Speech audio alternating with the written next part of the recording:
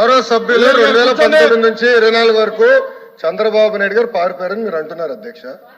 మీరు నాకు తెలిసినంత మీరు ఎమ్మెల్యే కాదనుకుంటప్పుడు చంద్రబాబు నాయుడు గారు హౌస్కి వచ్చారు, శాసనసభ సాక్షిగా నా తల్లిని అవమానించారు అధ్యక్ష. అది గుర్తుపెట్టుకోండి. మీరు గౌరవ సభతో వస్తున్నారు, మా తల్లిని అవమానించారు.